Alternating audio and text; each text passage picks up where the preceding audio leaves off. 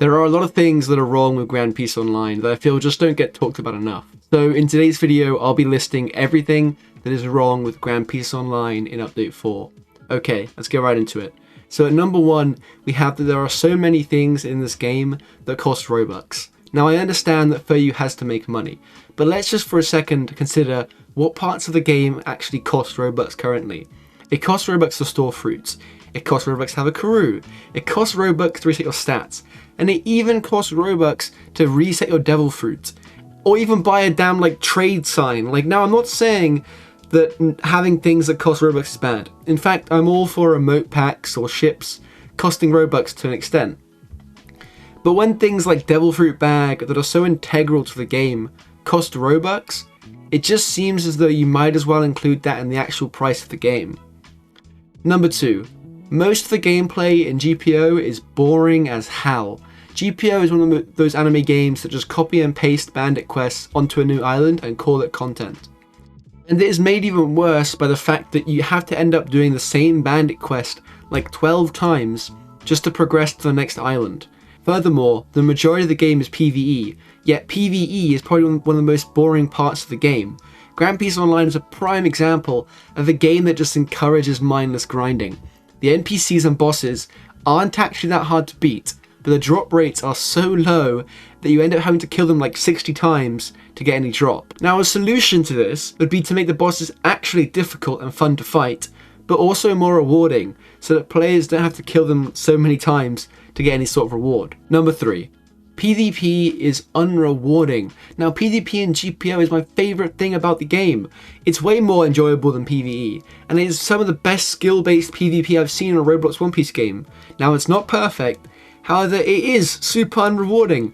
There are no rewards for PvP outside of the leaderboard rewards that happen every time a new update is released.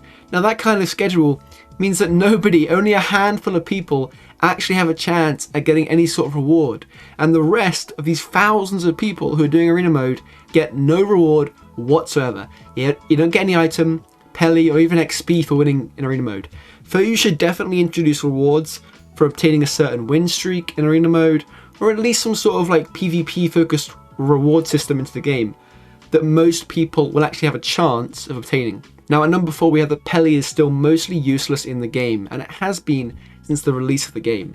Furthermore, opportunities where Pele could have been made useful were just unnecessarily made to cost Robux, like the trade sign, the crew, and many more things that cost Robux currently should have been purchasable with Pele. I mean, you're giving us these items, these mounts, all of this stuff that really could have been made for Pele and could have given a Pele use in the game, but instead was just made to cost Robux. Now this, it feels like you're just ignoring the issue. You're ignoring the issue that Pele is mostly useless, and ultimately, I'm going to be real with you guys, Pele is worthless in the late game. You know what isn't worthless though? Robux, because it helps to line Fuyu's pocket. Whereas Pele, it only ever helps us, you know? Pele does not help Furyu in any way.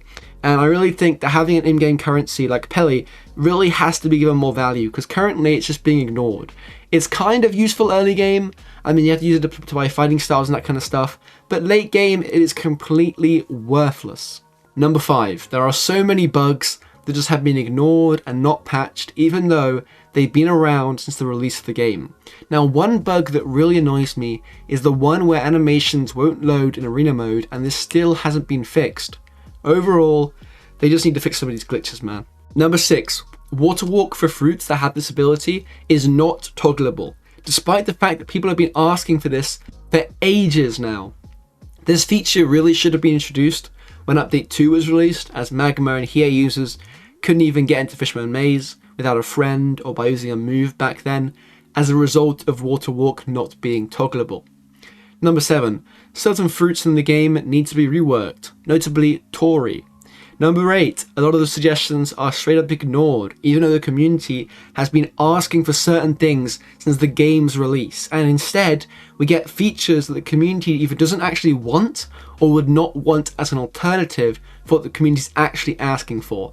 So what I'm saying here is for you, listen to suggestions, read suggestions, try and incorporate them into the game. I understand that it's your game and it's your creative, ultimately you do have full creative authority, but realistically, we are the players of the game. Please do listen to our suggestions and please make us feel heard, because right now the suggestions channel does feel like we are yelling into a void, and that could be real easily fixed. Number 9, the crew system in the game is a mess right now, and it needs to be fixed as soon as possible, as it's a pretty important part of the game. I'm honestly surprised that it has been this long and the crew system has still not been completely fixed. That is all I really want to talk about today. I'm probably going to make some videos talking about suggestions soon, so keep an eye out for those. In the meantime though, make sure to like, comment and subscribe if you enjoyed this video. I hope you're having a great day, evening, whatever time it is for you guys, and I will see you in tomorrow's video. Bye guys.